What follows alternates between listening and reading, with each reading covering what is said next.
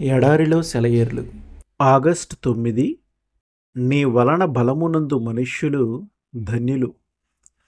వారు బాకాలోయలో బడి వెళ్ళుచు దానిని జలమయముగా చేయుదురు. కీర్తనలు 84, 5, 6.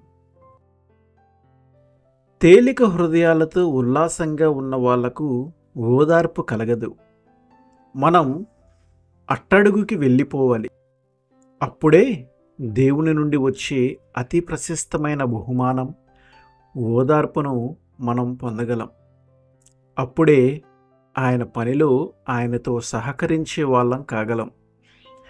మన ఆత్మలపై చీకటి కమ్ముకోవటం అవసరమే.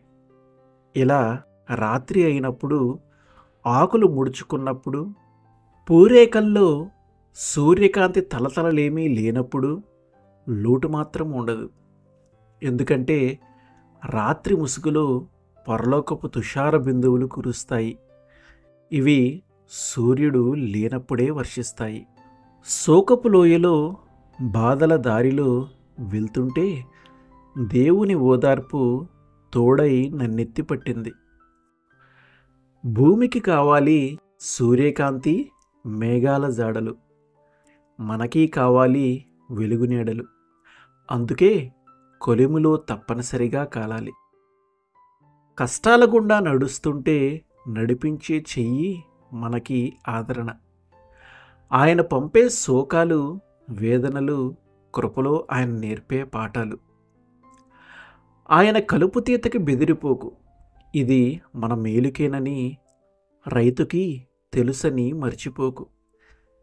నీ ఫలితమప్పుడు నూరంతలు. శ్రమల అవసరం, వాటికో ప్రయోజనం ఉంది. చీకటిలో శబ్దం విను. ముందు ముందు నీకంతా అర్థమవుతుంది. చీకటి లోయలో వెలుగు నీడలో దేవుడే తోడు. రాత్రిళ్ళు పాటలు పాడు. ఆమెన్.